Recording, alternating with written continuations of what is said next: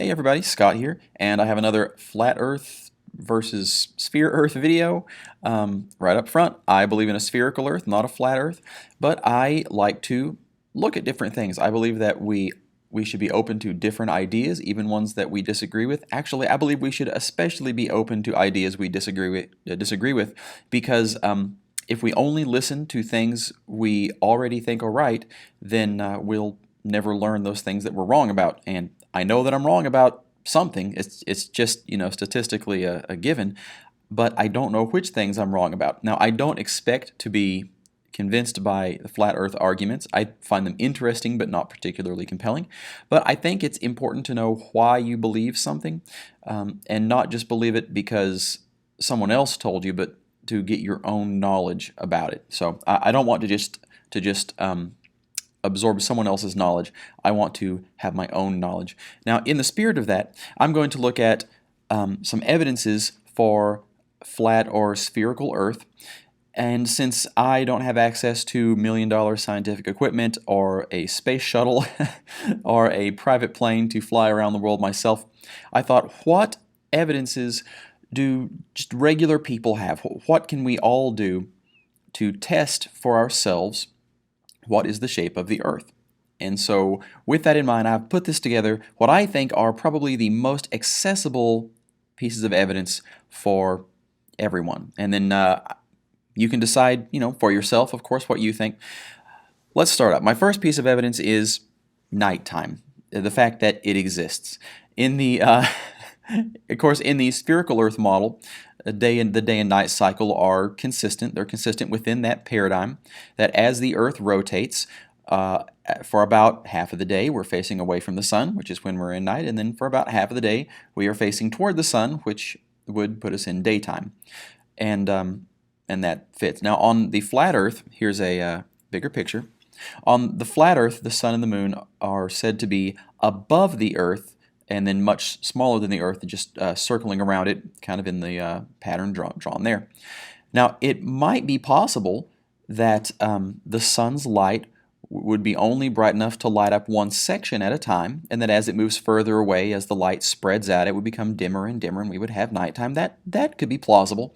But see, if I was standing where I've put this little person here at the southern tip of South America, I have a direct line of sight with the sun. There's no reason I shouldn't at least see the sun way off somewhere in the sky. Now, perhaps if the sizes are different, than in the sphere Earth paradigm, it might be very small. But if I can see stars, I ought to be able to see the sun. Even I'm sorry. The only thing I could think of for why I shouldn't be able to see at least just a pinpoint of light is if there was something blocking the light from the sides. And for lack of a better term, I'm just going to call it an intergalactic lampshade. All right.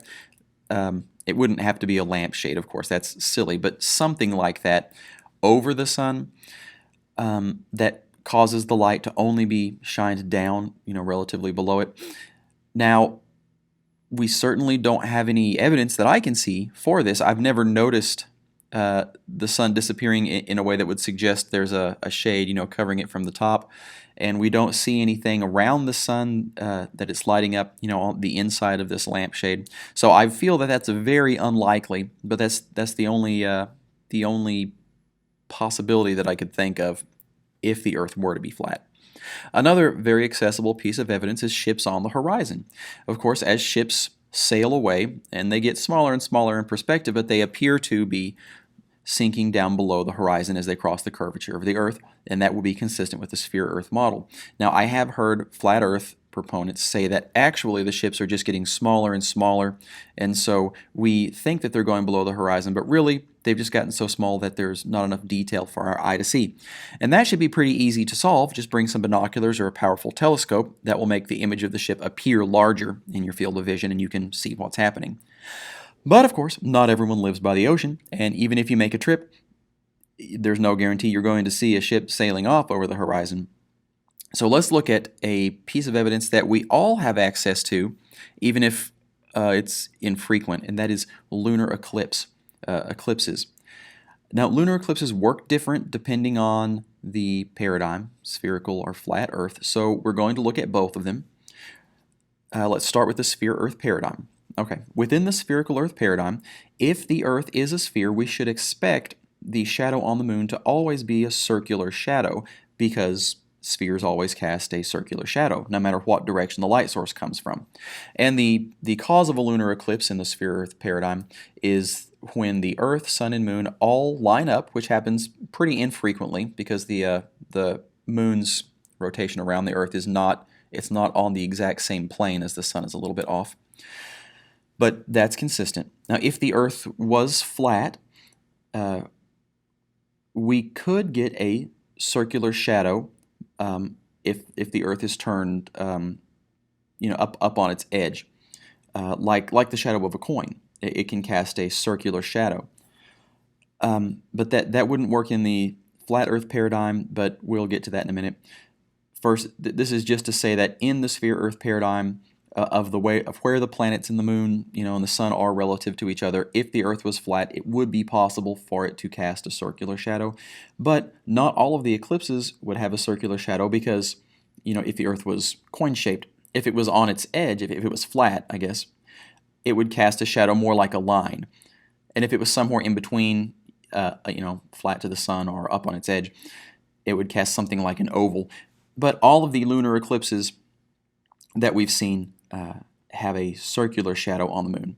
Now, that's all according to the spherical Earth paradigm, and within this, the lunar eclipses are consistent within the paradigm, so there's nothing contradicting the Earth being spherical, according to the evidence.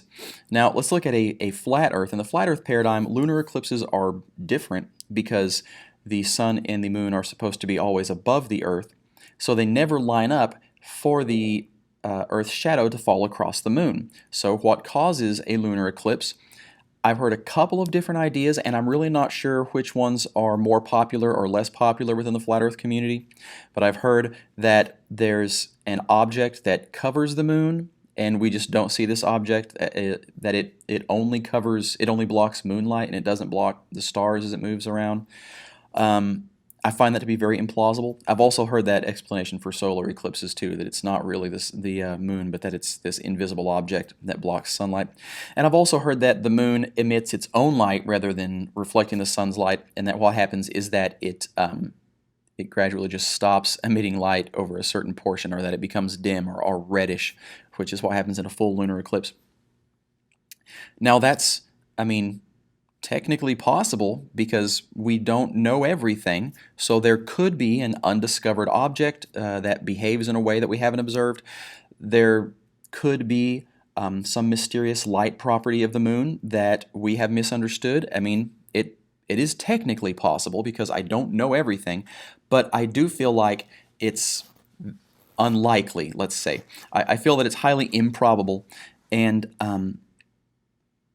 that I don't know how you would test it. I don't know how you would confirm or falsify it. There might be a way. Maybe we could find an experiment later. I feel like there needs to be more of a concrete explanation of why lunar eclipses occur. And I got to tell you that with the position of the Sun and the Moon during lunar eclipses, it certainly does seem like it's the Earth's shadow falling on the Moon because they're always in opposite positions of each other in the sky. So I guess because of our lack of complete knowledge, we can't absolutely falsify the flat Earth model, but the spherical Earth one certainly seems more likely. But you know what? Lunar eclipses don't happen all the time. They're really rare. Let's look at a much more common evidence that we can look at, which is the motion of the stars. And whether the Earth is a flat disk or whether it's a sphere, we ought to be able to use the stars to find out by looking at the northern and the southern sky. Now, this is a little difficult to explain here on a flat model. I'm going to do my best, but it might be helpful if you get a basketball or something and use it to represent the Earth and have it spinning, and then place yourselves at different angles as though you were standing on this tiny basketball, and move your head along with it and see what way objects in the room would move. So if you do this physically with an object in real three-dimensional space, it might be able to help. But here on the top, we have a spherical Earth. That little red line represents our equator, so we're revolving around that equator. And if you were to look up at the stars directly above the equator, they should appear to be moving in a straight line if the Earth is a sphere. And if you were to look towards one of the poles, so the southern or the northern sky, the stars ought to appear to rotate one direction in a circle around one fixed point. And then if you look in the other end of the sky, they ought to appear to be going in the opposite direction because of the shape of the Earth, and so the apparent motion would be thus. Like I said, it's hard to describe on a flat picture like this, but you can use the basketball and see what I mean. And when you look up in the sky, that is what we see. Now, you may not be able to see the two rotating points. Perhaps if you're on the equator, you might be able to see both the North Star and I believe the Southern Cross is a constellation that's pretty close to the point where the stars are rotating around in the southern hemisphere. And because they're so far away, it could be possible to see both of them at the same time if you're standing in just the right spot. And that is what we observe. We observe that the stars move in that way. Now, on the flat Earth model, all of the stars would be rotating around one central point, and like this right here, and that would be fine for the northern hemisphere. But in the southern hemisphere, or if you're standing further out toward the edge of the disk, say in South America or the bottom half of Africa, the stars should still be moving in the same way around the sky. You wouldn't have stars going the opposite direction. If you were to look to the north, everything makes sense. But if you look to the south, they would still be rotating around that just to a smaller and smaller degree. If you were standing at the very, very edge of the disk and looking straight up, right on the ice wall of Antarctica, and look straight up, then they might appear to be moving straight forward as they actually do at the equator. But yeah, the evidence does not line up with what you would expect to see on a flat Earth. Now, I have seen a really creative answer to this using a couple of mirrors and some motors and a printout disk of stars. They had the northern sky stars on one side and the southern sky stars on the top, where you couldn't see it from your perspective on the flat Earth, but they had a mirror above it and a mirror at the side. So I guess there's a way to make it work, but it's kind of convoluted, and there would have to be these mirrored surfaces. I suppose it's technically not possible for us to, without a rocket ship or something, it's not technically possible for us to go up and find out, just us as average people, but it definitely seems implausible. So you know what, we need something that we can absolutely use to confirm it, and I think I have something that everyone has access to, something that happens fairly regularly, once a year in fact, and that is the fact that summer exists. Now, in the northern hemisphere, this is not so much a big deal, but in the southern hemisphere, it absolutely is a big deal. So here we go. At the top, this is our spherical Earth model. Remember, so far, all of the evidence we've seen has been consistent with the spherical Earth. The spherical Earth theory's presentation of these phenomena is internally consistent. It doesn't argue with itself. And here's the sun in the center, and those are the Earth at two different points in the year. One in what would be summer for the northern hemisphere, one what would be winter in the northern hemisphere, and then opposite for the southern hemisphere. So here's my day and night line, where the sunlight, everything on the right side of that is daytime, the left side is nighttime, and then here is the equator where we're rotating around. And as you can see, the northern hemisphere is more exposed to sunlight because of our tilt, the axis that we're on. So the northern hemisphere is experiencing summer right now. They would have more hours of daylight. The southern hemisphere would have more hours of night, so they would be colder. North would be warmer. It makes sense, it's consistent. And then in the other half of the year, there's the day and night line, there's the equator. So the opposite would be true. The southern hemisphere would experience longer days and shorter nights, and the north would not. Bingo, everything works, everything checks out. That model is functional without contradiction. Now, in the southern hemisphere, during the summer in the northern hemisphere, what is supposed to be happening is that the sun has moved closer towards the center of the disk, so its rotation is more around that area. And in Summer in the southern hemisphere, winter in the northern. The sun moves further away from the center, more out towards the edge, and its path would look something like that. Now let me replace just the dot of the sun with a approximated version of where its main light and heat output would be, right? And in the northern hemisphere summer, the light is more centered around the center of the Earth, and it's less around the edges, so the edges would experience more darkness, more cold, the center would experience more light, more warmth, and that checks out and that's fine. The difficulty is when we come to summer in the southern hemisphere. We don't have a problem with winter because as the sun's moving around, and remember my drawings are not, my illustrations here, they're not to scale, they're not perfect, but as the sun moves around, then yeah, the northern hemisphere should have less sunlight, it should have shorter days, and it should experience winter. But the southern hemisphere doesn't. Let me get a bigger picture.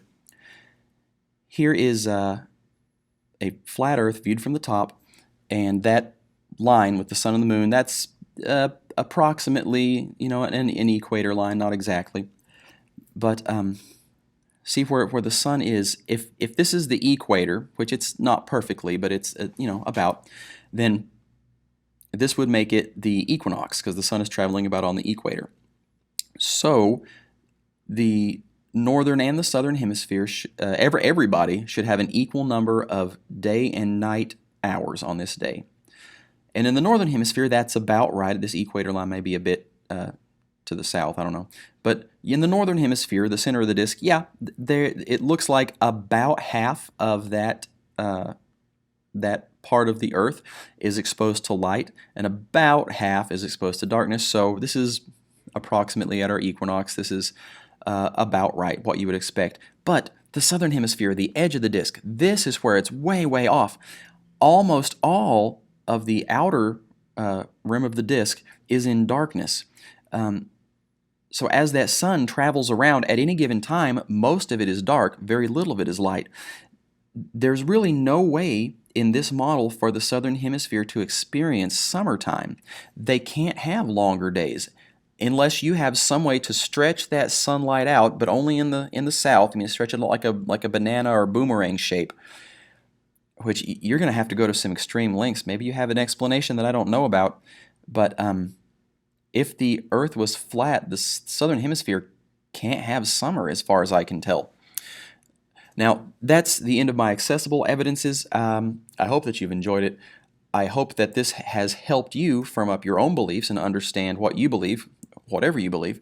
And maybe you believe in a flat Earth, and maybe I've completely gotten something wrong or missed some crucial piece of evidence. Hey, that's entirely possible. I'm just some guy, right? So if you know something I don't know, hey, go ahead, let me know. I'm not gonna mock or make fun. I'm not about that. I'm a young Earth creationist. I get what it is to be in a group of people with an unpopular belief, that get mocked and made fun of.